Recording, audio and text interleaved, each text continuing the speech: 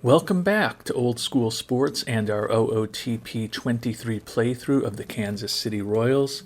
Thank you so much for watching, and thanks for all of the views and comments and likes. Have loved the interaction with everyone in this series so far. Hopefully we'll keep that up going forward. The Royals are at the start of the 2025 postseason, which we will be participating in after a 96-66 finish. We ended up 7 games back in the AL Central, but we ended up dominating the race for the wild card, so we will have a home field advantage for the wild card series against the New York Yankees that will be coming up shortly. Thinking back on the season, 96-66 record, obviously a really good performance for the Royals. The first playoff appearance for the Royals in a decade since they won it all in 2015. Our key goal with ownership was to make the playoffs this year, so given that we are in the final year of our contract, hopefully that will mean a extension for us. The negatives are that we wanted to win the AL Central this year, and we didn't.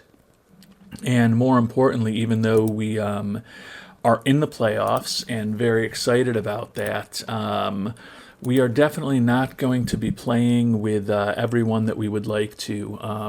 Lost our number 2 starter, Clayton Kershaw, and our number 3 starter, Spencer Bauer, both within the last month. Clayton Kershaw, who was our big free agent acquisition this year, signed a 1-year, $17 million contract with us. Literally lost him 4 days ago in his final start of the regular season to a sprained UCL, so he is out for 3 weeks. Unless we make the World Series, that's probably the end of his career with the Royals. As I mentioned, 1-year contract that we signed him to, and at the age of 37, he is now looking for a 4-year contract averaging over $23 million a year, so we won't be able to afford him next season. So although he was part of us getting the Royals back to the playoffs, we expected him to be playing a huge part in the playoffs for us, so it's definitely really disappointing that our number 2 and number 3 starters are gone. We've also lost Reed Goleman and Will Klein, who are 2 key arms in our bullpen. MJ Melendez, our starting catcher, we lost several months ago for the season.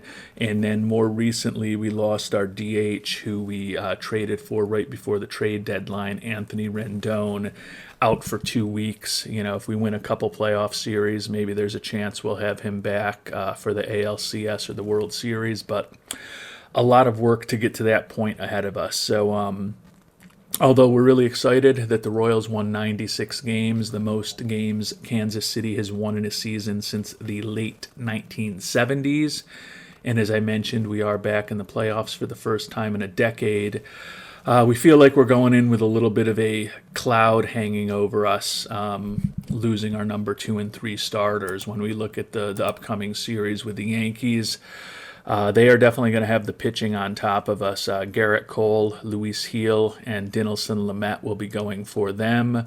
For us, our ace Trevor Rogers, then Hayden Wesneski, and then Kris Bubic is set for Game 3.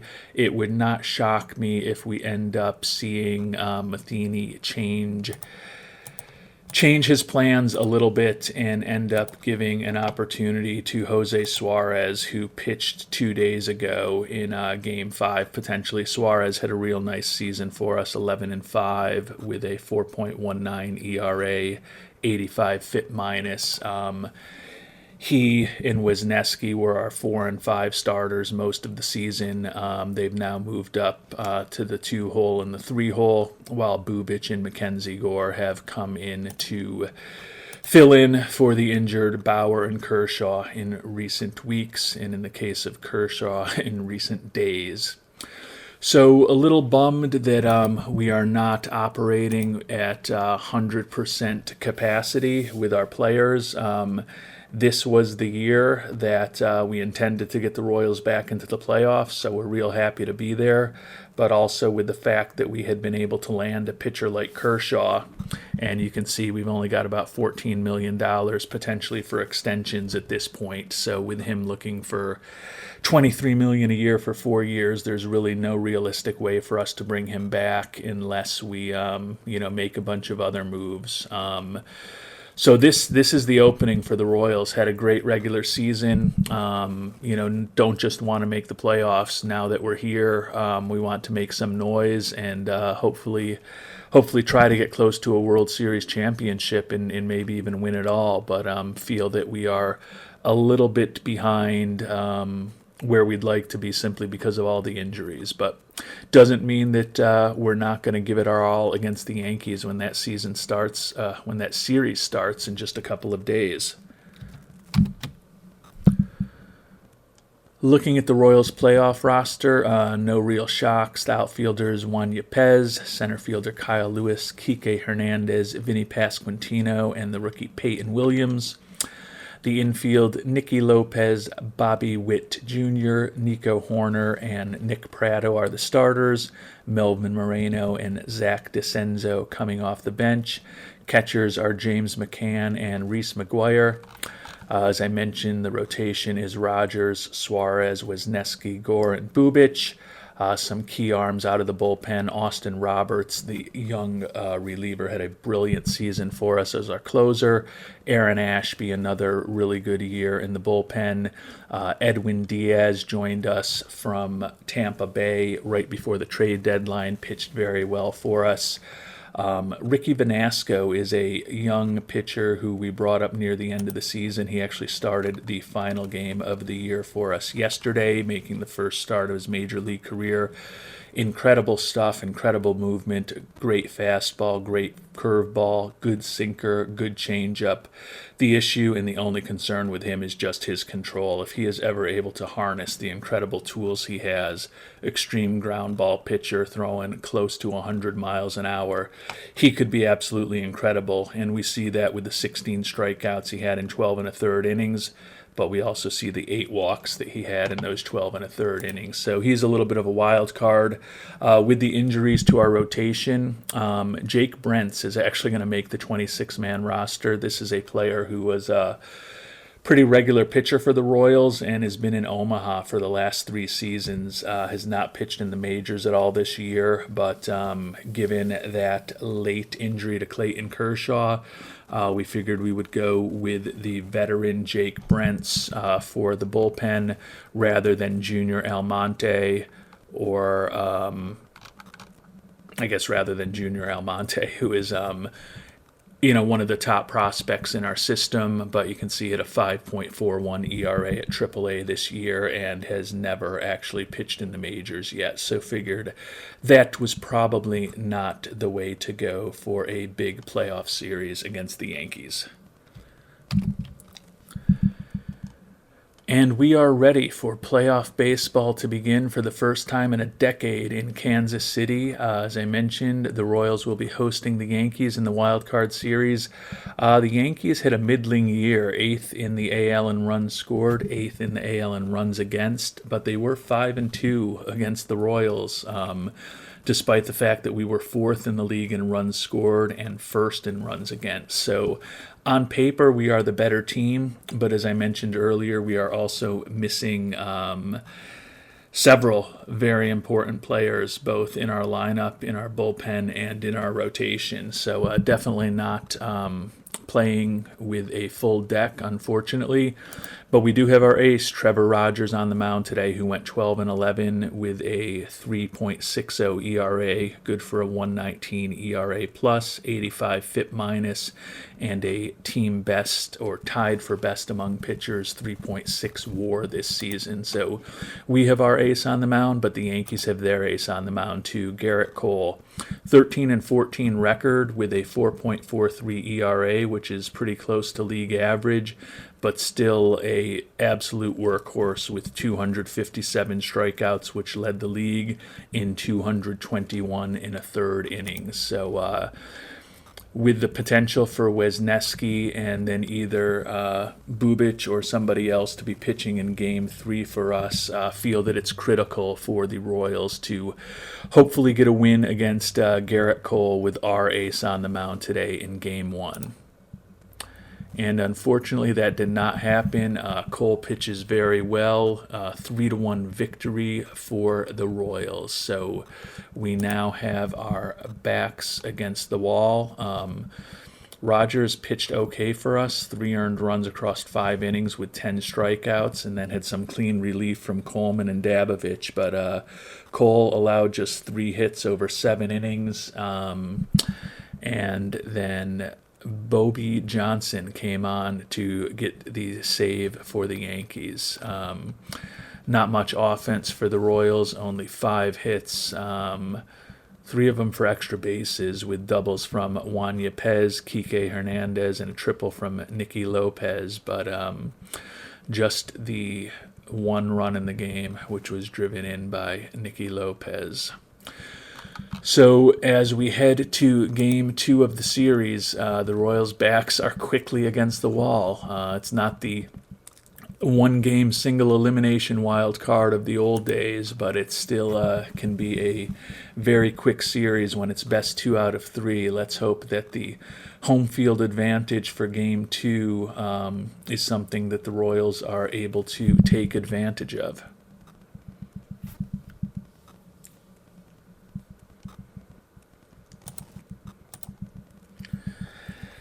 And as I mentioned, Hayden Wisniewski will be on the mound for the Royals today. Picked him up from the Yankees in the Salvador Perez trade 4 years ago.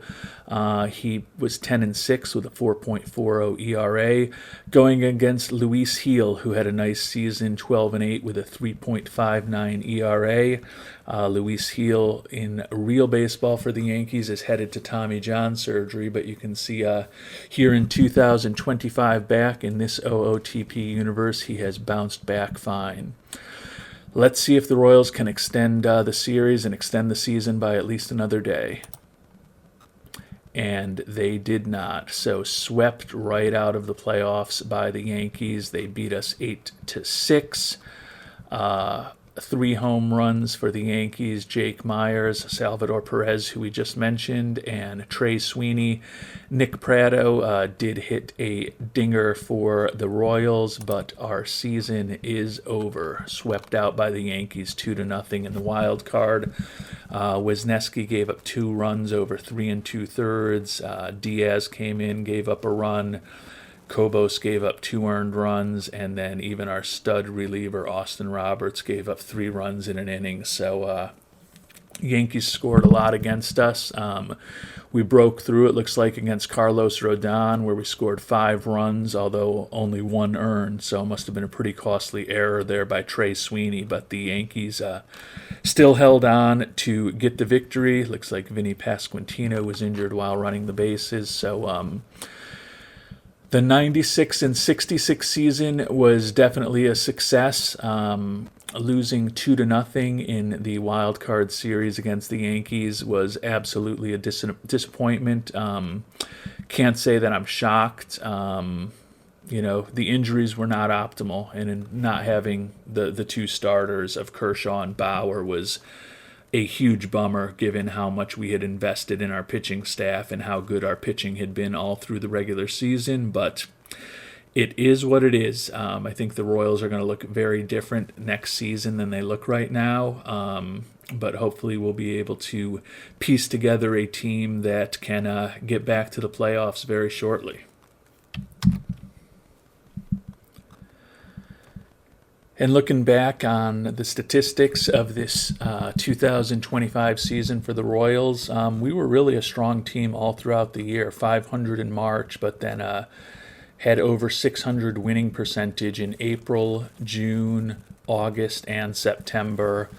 Good record in May, 12-15 in July, which is when Cleveland really opened up a big lead on us in the division that we were never able to come back from. But a 592 winning percentage for the season and a 96-66 record is nothing to turn our noses up at. Unlike several of the recent seasons, our performance was actually right in line with our Pythagorean expectations, which was also for a 96 and 66 season. So from that perspective, we performed the way that we should have.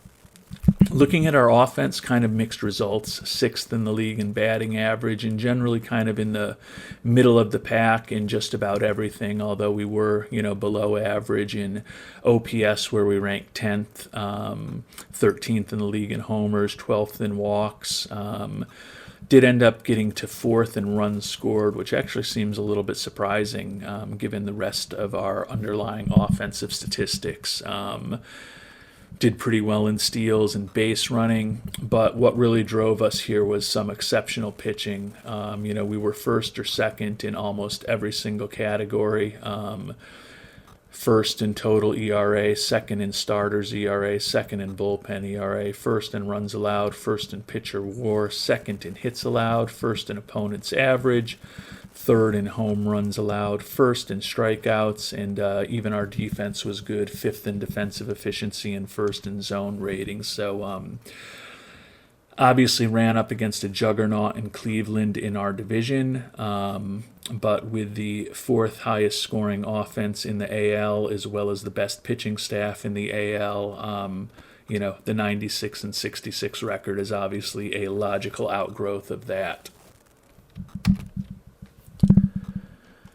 In turning to that great pitching staff, you can see we had 4 pitchers with a WAR of over 3, led by Austin Roberts, our brilliant closer, made a all-star team for the first time this year in his first full major league season, led the league in games, led the league with 48 saves, 110 strikeouts in 76 innings pitched, 0.95 earned run average, good for a sparkling 4.52 ERA plus, a brilliant 46 FIP minus, and a 1.53 Sierra. He will obviously be a very important part of our bullpen going forward. Already touched upon Trevor Rogers. His first year with the Royals was cut short by injury. Bounced back well this year with that 12-11 record, 3.60 ERA, 3.6 WAR, 3.10 Sierra. Looking forward to having him heading the rotation again next year. Talked about Clayton Kershaw already. Total bummer that he was not available for the playoffs. 11-11 in the regular season, but his 3.38 ERA was good for a 1.27 ERA plus, an 89 FIP minus, and a 3.4 WAR. Put up a 3.30 Sierra. So we kind of got exactly what we were hoping for from Kershaw, with the exception that we wanted him to be pitching in the playoffs rather than on the IL. And then Jose Suarez, I mentioned earlier, had a really nice year for us, 11-5 with a 4.19 ERA, one of the back end of our rotation starters. Reed Goleman, who ended up on the IL, had a nice year, 6-4 with a 3.19 ERA. Spencer Bauer, as I mentioned, also on the IL. His first full season in the majors, went 10-11 with a 4.50 ERA. But struck out 150 batters in 122 innings pitched. Put up 1.7 WAR for us. The issue now is that he's only 25 years old, has great stuff, great movement, mediocre control, fantastic fastball and slider, good curveball, really good knuckle curve, and a changeup that he's still working on. But he is a fragile pitcher at this point at only 25 years old, so we are going to have to probably put some pitch limits on him and do everything possible to try to keep him healthy and in the rotation, particularly given the fact that we may not have Kershaw back. Aaron Ashby, another solid season out of the bullpen for us. Hayden Wisniewski, I already mentioned, pitched for us in that second game against the Yankees, his former team. Mackenzie Gore, who's not as good in the game in this sim as he probably is in real life, finally got called up to the majors full-time this year. Pitched in 57 games for us, 107 innings pitched, 130 strikeouts, 106 ERA plus, 88 FIP minus. So a nice performance for Gore out of the bullpen. He still has potential to end up in the rotation down the line. RJ Dabovich, solid season with a 2.84 ERA out of the bullpen. Chris Bubich, once again, a nice season for us, kind of as a long reliever and then a swing starter when we need him and have injuries. Edwin Diaz pitched well when he came over to us from Tampa with 41 strikeouts in 27 and 2/3 innings, a 1.95 ERA. We're obviously hoping to have him help us for more than just 2 games in the playoffs, but it is what it is. Will Klein ended up on the IL, as I mentioned earlier. Dylan Coleman had a respectable year out of the bullpen, and I already talked about Ricky Vanasco, who is another pitcher who has potential to hopefully be a big contributor going forward to these Royals. Moving on to our lineup, as I mentioned, our offense was not as good as our pitching, and you can kind of see it right here. We had Bobby Witt Jr. with a great season, 6.6 WAR, Nico Horner with a 3.6 WAR, and then nobody else on the team offensively even reached a 2 WAR. So I'm going to probably need to make some changes to the offense next year. Bobby Witt Jr., though, in 2025 made his 3rd All-Star team in his 4 Major League seasons after missing for the first time last year. 101 runs scored, 39 doubles, 28 dingers, 95 driven in, 26 steals. So he has been a 20 homer and 20 steal player in each of his first 4 years in the majors.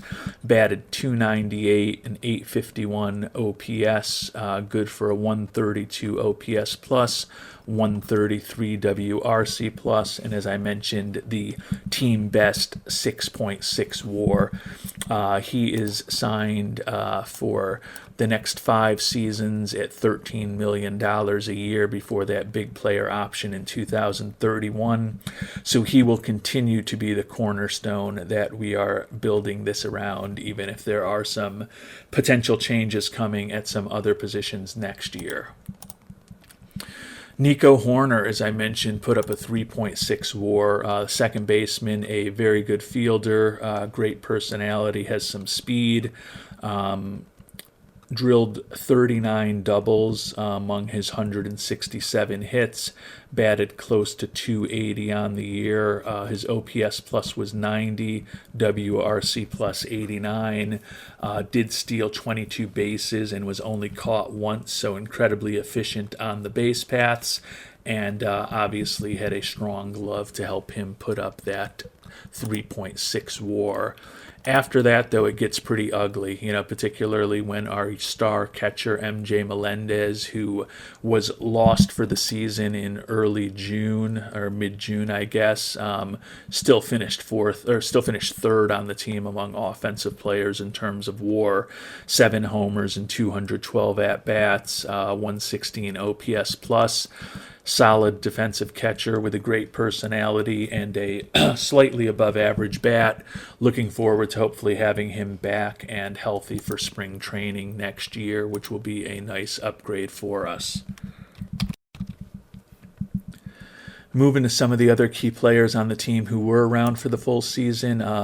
Juania Pez, the outfielder, had probably, one of the better seasons of his career. Not quite as good as last year when he put up a 2.0 WAR, but a 1.7 WAR on the season. 21 homers and 85 driven in, scored 90 runs, 262 batting average, 788 OPS, good for a 118 OPS plus and a 121 WRC plus. So a respectable corner outfielder for us with the bat, not all that great defensively. And that is a common theme of some of our corner outfielders, unfortunately. Nicky Lopez still continues to have an excellent glove at shortstop for us now. He will be 31 years old next year. Not the best season with the bat, hit just .248 this year, and 609 OPS, so only good for a 69 OPS plus and a 67 WRC plus. Still managed to put up a 1.6 WAR given his good glove, but that was down significantly from a 4.6 in 2023 and a 3.9 in 2024. So hopefully we can get a bounce back year from him offensively next year, because his glove still is a certainly a plus for us in the field at shortstop. Kike Hernandez on the IL a few times this year, did have a respectable season, 8 homers and 271 at-bats, 124 OPS plus. He also had 15 doubles and 4 triples, and he walked 36 times, so was relatively productive when he was in the lineup, but recently turned 34 years old. Don't know exactly what he's looking for next season, but he is certainly someone that we may be moving on from to give some playing time to some younger players. First baseman Nick Pratto ended up banged up on the IL, played in just 111 games, still hit 24 home runs among his 86 hits, drove in 66 runs. The issue was he only hit 213, so his OPS plus was just 102, same as his WRC plus. Put up a 1.1 WAR. He is a respectable bat at first base, but certainly has not been exceptional over the course of his career. Reese McGuire is a player that we traded for when MJ Melendez went down with the injury. Great personality, very good defensive catcher, and he hit respectably when he came over from Seattle. 203 at-bats for us over the second half of the year, batted 261 and put up an 87 OPS plus. Certainly a potential option to return next year as our backup to MJ Melendez, depending on how much money he's going to be looking for in arbitration. Kyle Lewis, center fielder. You may remember from a few episodes ago, we were very concerned that he had been part of the Guru storyline. Doesn't seem like that had any lingering effects, though. Had a respectable season for us offensively. Hit 16 homers, 24 doubles, scored 75 runs, and drove in 74. Batting average was only 218, so his OPS plus was 77, same as last year, his first year with the team. WRC plus was 76, up slightly. We're hoping for a little more offense from him, but he's still a very good glove in center field. You know, if he could hit closer to a 90 OPS plus, would be a very useful offensive player for us, and a very useful player overall given his solid glove. Couple other players to mention. I talked about how we've got some corner outfielders without great gloves, and Vinnie Pasquentino certainly fits the bill there. Had a typical Vinnie Pasquentino season, 11 homers and 49 driven in and 367 at-bats. Batted 259, good for a 104 OPS plus, 103 WRC plus, so a slightly above average offensive player, but another player who just doesn't really have a position defensively. He has kind of been like the 25th or 26th man on our roster each of the last 4 seasons. At some point, it's probably going to be time to move on from him. Looks like he is arbitration eligible this coming year, so he's going to be making more than the minimum for the first time in his career. Pasquentino and Yepez, similar players, but I think if we can only have one of them back next year, it will probably be Juania Pez, so could be nearing the end of Vinnie Pasquentino's time with the team. Anthony Rendon will be back next year. Unfortunately, we lost our DH to a fractured wrist, but we made a trade with the Angels right before the trade deadline. Had to give up a pretty decent young player in Eddie Leonard, who had just never really performed for us. Really thought that bringing on that bat could help the weak offense that we had. Unfortunately, he really didn't produce all that well. Just 2 home runs in 155 at-bats 89 OPS plus, 91 WRC plus, very slightly above a replacement level player. So fortunately, the Angels were willing to take on most of his contract to get Eddie's Leonard. So we will have him back for a very low price next season.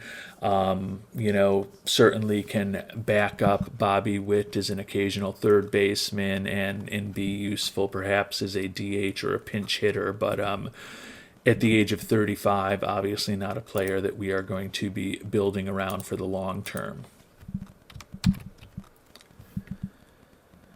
But talking about players we are going to be building around for the long term, that brings us to Peyton Williams. Had a very solid rookie season for us, was our fourth round pick just 2.5 years ago, number 72 prospect in the game. Similar to the players we've mentioned like Juania Pez and Vinnie Pasquentino, does not really have a position to play defensively, but with the potential for solid contact, eye, and avoiding strikeouts, and excellent home run power, we will always be looking for finding him some kind of spot in the lineup. Was able to get 413 at-bats this season as a rookie, blasted 27 homers, drove in 69 runs, hit only 232, so his OPS was 759, OPS plus 106, WRC plus 103, and only put up a 0.7 WAR. Hopefully, if we do make some moves next year, and there's potentially not a Kike Hernandez, and there's potentially not a Vinnie Pasquentino competing with him for playing time, we'll be able to regularly get Peyton Williams in the lineup every day next year and see if this home run bat can continue to develop further.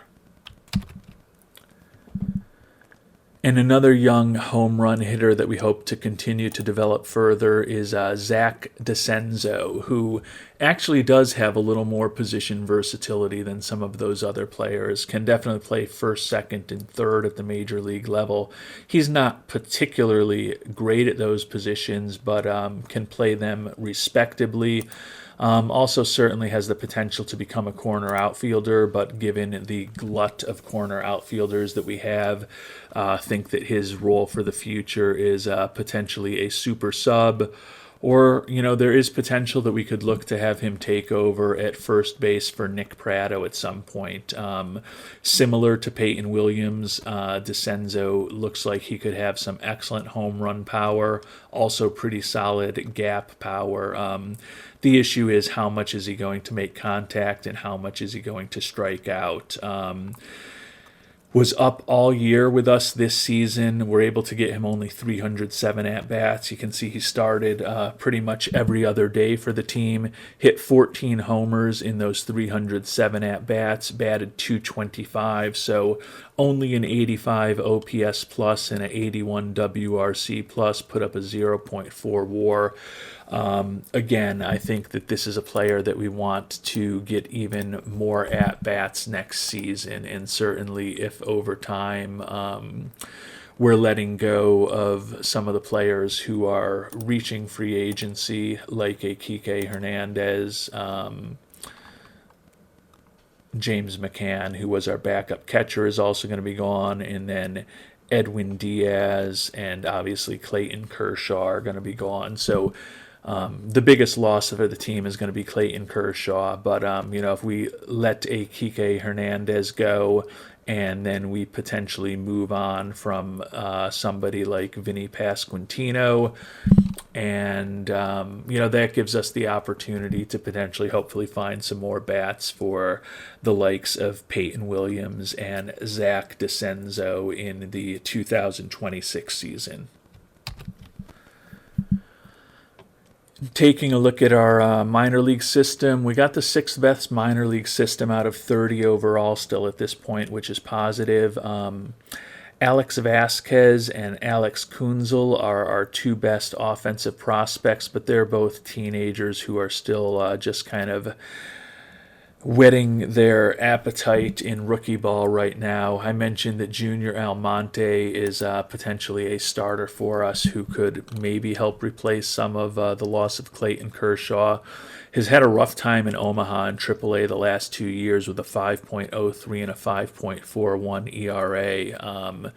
He's got incredible movement. He's got incredible control. He throws 4 pitches, although only 2 of them are above average. The issue is just that, with those mediocre to average pitches, and his 93 to 95 mile an hour velocity, his stuff is just not that exceptional. The hope is that he can still break through. He's viewed as the number 30 prospect in the game.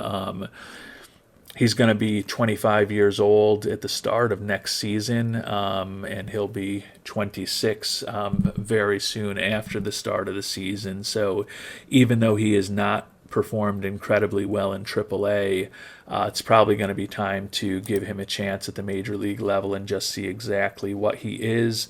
Tyler Bosma is actually in a similar situation, going to be 26 next year also. Was once one of the top prospects in our system, still viewed pretty positively overall. Has exceptional stuff. The issue with him is kind of the opposite. His movement and control aren't that great. Has an exceptional changeup and then an average fastball, curveball, and screwball. He was a bit more productive at AAA this year with a 4.06 ERA. Again, he's going to be 26 years old this upcoming season, so it's probably going to be time to figure out exactly what we have with Almonte and Tyler Bosma, and then also even potentially Wyatt Wendell, who, like the other two, about to turn 26 years old. Has had a 4.44 ERA and a 4.28 ERA in Omaha over the last couple of seasons.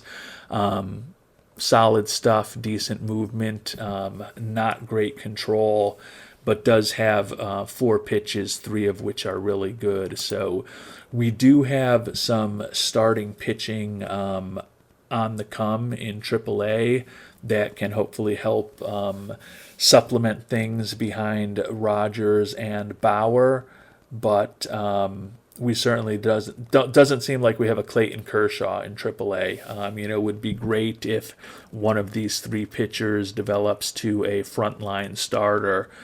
Quite honestly, I think it's much more likely that instead of getting one top of the rotation starter, we kind of get 2 third or fourth or fifth kind of starters out of the 3 pitchers that I just mentioned there. So we've made good progress with the Royals over the 4 years that we've been general manager. Losing record 79 and 83, improved to 82 wins, improved to 83 wins, and then a big jump forward to the 96 wins this season. Record attendance for the Royals this year at over 3 million fans. Have had our budget steadily increase. We'll have to see what the new ownership comes up with as far as a budget for us next year. They're still going to be controlling from a fiscal perspective, which is not optimal, but the tolerant patience, the balanced priorities, and the hands-off involvement are all things that hopefully we can work with. As I mentioned, we did meet the goal of reaching the playoffs this year. They do want us to get to the World Series over the next 2 seasons, so hopefully they will increase the budget a bit next year to help us do that.